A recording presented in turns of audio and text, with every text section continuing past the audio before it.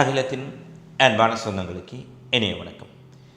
மீண்டும் காலையினூடாக இணைந்திருக்கின்றோம்.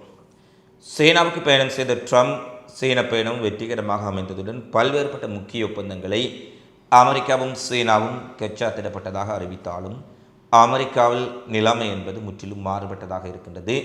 ட்ரம்பினுடைய பேச்சின் மேல் அமெரிக்கர்களுக்கு நம்பிக்கை இல்லாத காரணத்தினால் மிகப்பெரிய அளவில் அமெரிக்காவுக்கு ஒரு பின்னடைவை பார்க்கக்கூடியதாக இருக்கின்றது. கேர்முஸ் ஜலச்சந்தியில் உளவு நடவடிக்கையில் ஈடுபட்ட அமெரிக்க உளவு விமானங்களை சுட்டு தள்ளி இருக்கின்றது ஈரான். இஸ்ரேல் ஹிஸ்புல்லா இடையான ஒப்பந்தம் மீண்டும் முறிவடைந்திருக்கின்றது. இது சார்ந்து வெளியாக இருக்கக்கூடிய உலகின் பிந்திய மிக முக்கியமான செய்திகளை இந்த காணொலியில் பார்க்கலாம். சீனாவுக்கு பயணம் செய்த ட்ரம்ப் சீன அதிபர் ஒரு திறமையான நபர், சீன அதிபர் ஒரு நிதானமானவர், அவர் மிகச்சிறந்த தலைவர் என்றெல்லாம் அவருக்கு எவ்வளவு புகழாரம் சூட்ட முடியுமோ அந்த அளவுக்கு காக்கா பிடிப்பது என்று சொல்வார்கள். அந்த அளவுக்கு அவர் மிகப்பெரிய அளவில் அவருக்கு புகழ்ந்து பேசி மிகப்பெரிய அளவில் சீனாவுக்கு வக்காலத்து வாங்கினாலும் கூட சீனாவிலிருந்து ட்ரம்ப் திரும்பிய பின்னர் அமெரிக்காவை வந்தடைந்த பின்னர் அமெரிக்காவின் உடைய பங்கு சந்தை மிகப்பெரிய அளவில் இழப்பை சந்தித்துள்ளது என்ற செய்தி தற்போது அதிர்ச்சி ஏற்படுத்தியிருக்கின்றது. அமெரிக்காவுக்கு மிக முக்கியமான நிறுவனங்கள் எல்லாம் சீன அதிபருடைய சந்திப்புக்காக சென்றிருந்தார்கள். என்விடியா, டெஸ்லா, மெட்டா, அமேசான் போன்ற நிறுவனங்கள், எலான் மஸ்க் போன்றவர்கள் கூட நேரடியாகவே ட்ரம்பினுடைய பயணத்தில் இணைந்திருந்தார்கள்.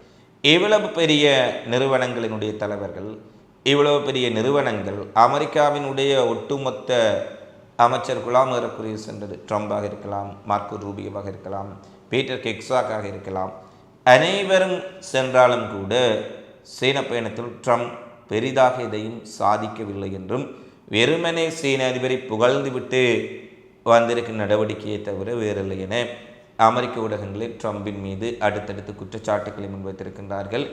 அதேபோல ட்ரம்ப் மிகப்பெரிய ஒப்பந்தங்களை கச்சாத்திட்டிருப்பதாக கூறினாலும் ட்ரம்பினுடைய பேச்சில் தற்போது அமெரிக்கர்களுக்கே நம்பிக்கை இல்லை. ஈரானியர்களுக்கு, ஏனைய நாடுகளை சேர்ந்தவர்களுக்கல்ல, அமெரிக்கர்களுக்கு, அமெரிக்காவினுடைய நிதி நிறுவனங்களுக்கு, அமெரிக்காவினுடைய பங்குச்சந்தை முதலீட்டாளர்களுக்கே இந்த ட்ரம்பினுடைய பேச்சில் தற்போது நம்பிக்கை இல்லை. பங்குச்சந்தை ட்ரம்ப் திரும்பிய பின்னர் கடந்த 24 மணி நேரத்தில் மட்டும் $1 ட்ரில்லியன், பில்லியன் கிடையாது, $1 ட்ரில்லியன் இழப்பை சந்தித்திருப்பது அமெரிக்காவுக்கு பேரிடியாக அமைந்திருக்கின்றது. எனவே ட்ரம்பினுடைய இந்த வியூகம் சீனாவிடம் பலிக்கவில்லை என்பதை பார்க்கக்கூடியதாக இருக்கின்றது. அது மட்டுமல்ல, ட்ரம்ப் மீண்டும் எந்த நேரத்திலும் சீனா மீது வரி விதிக்கலாம். அதற்கு பதிலாக சீனாவும் வரி விதித்தால் சீனா அமெரிக்காவுக்கு இடையிலான ஒப்பந்தங்கள் பிசுபிசுத்து போய்விடும் என்பதை அங்கிருக்கும் நிறுவனங்கள் அறிந்திருக்கின்றார்கள். ஏனால் ட்ரம்ப் போன்ற முட்டாள்தனமான பொறுப்பற்ற அதிபரை அவர்கள் நன்கு அறிந்திருக்கின்றார்கள். எனவே அமெரிக்க பங்கு சந்தைகள் ட்ரம்பின் பேச்சினால் உயர்வடையவில்லை, மேலும் வீழ்ச்சியை சந்தித்திருப்பதை தெளிவாக பார்க்கக்கூடியதாக இருக்கின்றது. அடுத்து நேற்றைய தினம் ஒரு அறிவிப்பு வெளியாக இருந்தது. இஸ்ரேலிய படைகளுக்கும் இஸ்ரேலுக்கும் ஹிஸ்புல்லாக்களுக்கும் இடையில் 45 நாட்கள் போர் நிறுத்தம் அறிவித்திருப்பதாக அமெரிக்க அதிபர் டொனால்ட் ட்ரம்ப் அறிவித்தார். ட்ரம்பினுடைய போர் நிறுத்தம் குறித்தும் இஸ்ரேல் எவ்வாறு போர் நிறுத்தத்தை கடைபிடிப்பார்கள் என்பது குறித்தும் காசாவிலிருந்து, லெபனானிலிருந்து ஈரான் வரை நாங்கள் பார்த்து வருகின்றோம். இந்த யூதர்கள் எப்போதும் ஒரு ஒப்பந்தத்தை நேர்மையாக கடைபிடிப்பதில்லை. காசா முதல் மேற்கு கரை வரை இதை பார்த்து விட்டோம். இந்த நிலையில்தான் நேற்று ஒரு அறிவிப்பு வெளியாகின்றது. ஹிஸ்புல்லாக்களுக்கும் இஸ்ரேலுக்கும் இடையில் 45 நாட்கள் போர் நிறுத்தம் நீட்டிக்கப்படுகின்றது. எனவே இது ஒரு அமைதியை லெபனானில் கொண்டு வரும் என்று சொல்லப்படுகின்றது. போர் நிறுத்தம் அறிவிக்கப்பட்டு ஒரு சில மணி நேரங்கள், 4-5 மணி நேரம் கடப்பதற்குள்ளேயே நேற்று நள்ளிரவின் பின்னர் மிகப்பெரிய அளவில் லெபனான் மீது ஹிஸ்புல்லா நிலைகளை குறிவைத்து இஸ்ரேல் தாக்குதலை மேற்கொள்கின்றார்கள். போர் நிறுத்தம் அமுலில் இருப்பதாக கூறிக்கொண்டே தாக்குதல் நடைபெறுகின்றது. லெபனானின் பல்வேறுபட்ட தெற்கு லெபனான், பெய்ரூட், பெக்கா பள்ளத்தாக்கு என பல இடங்களில் இஸ்ரேல் மிக கடுமையான வான்வெளி தாக்குதலை நடத்துகின்றார்கள். அமெரிக்கா பெருமையாக அறிவிக்கின்றார்கள் 45 நாள் போர் நிறுத்தம் அமுலுக்கு வருகின்றது என்று. ஆனால் இஸ்ரேல் மிக கொடூரமான தாக்குதலை நடத்துகின்றார்கள். ஹிஸ்புல்லாவினுடைய நிலைகளை குறிவைத்தவர்கள் தாக்கியதாக குறிப்பிட்டாலும் 57 பொதுமக்கள், லெபனான் சிவிலியன்கள் கொடூரமாக இஸ்ரேல் ஆக்கிரமிப்பு படைகளால் கொல்லப்படுகின்றார்கள். பாருங்கள், ஒரே இரவில் 57 பொதுமக்களை கொடூரமாக இந்த சியோனிச ஆட்சி படுகொலை செய்திருக்கின்றார்கள். இதன் பின்னர் பொறுமை இழந்த ஹிஸ்புல்லாக்களும் மிகப்பெரிய அளவில் டிராக்கர் ட்ரோன் தாக்குதல்களை ஆரம்பித்தார்கள். நகரியாவில் அமைந்திருக்கக்கூடிய இஸ்ரேலின் வான் கட்டுப்பாட்டு மையம் மீது மிகப்பெரிய ட்ரோன் ஏவுகணை தாக்குதல் மேற்கொள்ளப்பட்டது. இந்த தாக்குதலின் வெற்றிகரமான வீடியோ பதிவுகளையும் ஹிஸ்புல்லா போராளிகள் வெளியிட்டிருக்கின்றார்கள்.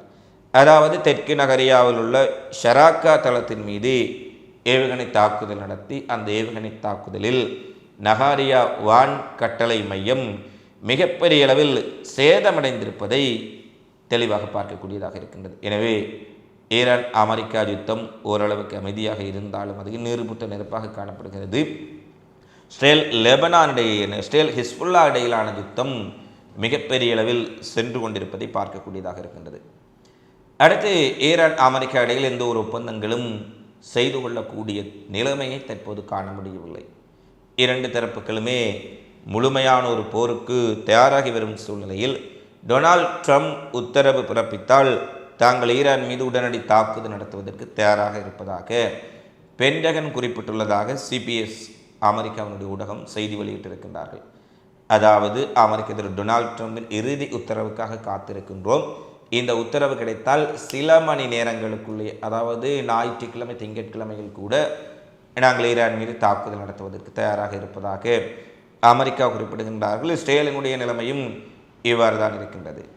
ஈரானினுடைய நிலைமையும் அவ்வாறு இருக்கின்றது என்பதுதான் முக்கிய விடயம். ஏனெனில் அமெரிக்காவோ இஸ்ரேலோ மீண்டும் தப்பு செய்து விட்டார்கள் என்று சொன்னால், மீண்டும் எங்கள் மீது ஒரு கொடூரமான தாக்குதலை நடத்திவிட்டார்கள் என்று சொன்னால், முன்பை விட 10 மடங்கு பதிலடியை கொடுப்போம். முன்பை விட எங்களுடைய பதிலடி பலமாகவும் பயங்கரமான ஆயுதங்கள் மூலமும் இருக்கும் என பிரிக்ஸ் மாநாட்டில் கலந்து கொண்ட ஈரான் வெளியுறவுத்துறை அமைச்சர் அப்பாஸ் அரக்சி தெளிவுபடுத்தி இருக்கின்றார்.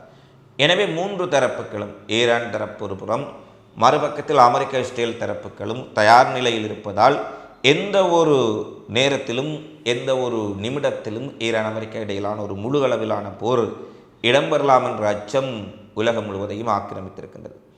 அடுத்து கார்மஸ் ஜலச்சந்தியில் அமெரிக்காவுக்கு அதிர்ச்சி கொடுக்கும் ஒரு சம்பவத்தை ஈரான் செய்திருக்கின்றார்கள்.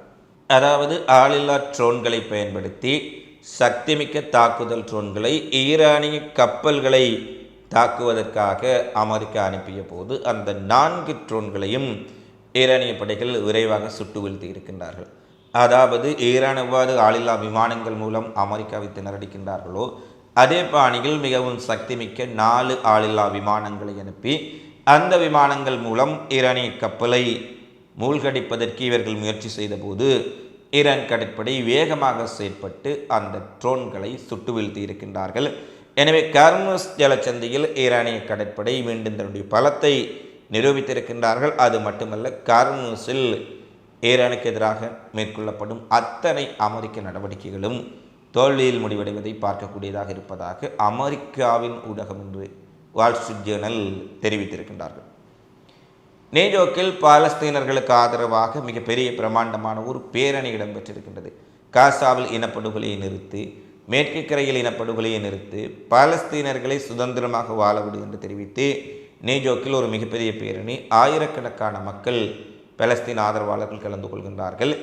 அந்த போராட்டத்தில் இஸ்ரேல் காசா மீது நடத்தும் தொடர்ச்சியான படுகொலைகளை கண்டித்து பாலஸ்தீன ஆர்ப்பாட்டக்காரர்கள் அந்த பேரணியின் போது இஸ்ரேலிய கொடிகளை நிலத்தின் கீழே போட்டு அந்த கொடிகளை மிதித்தவாறு போராட்டத்தில் ஈடுபட்ட காட்சிகளை பார்க்கக்கூடியதாக இருக்கின்றது.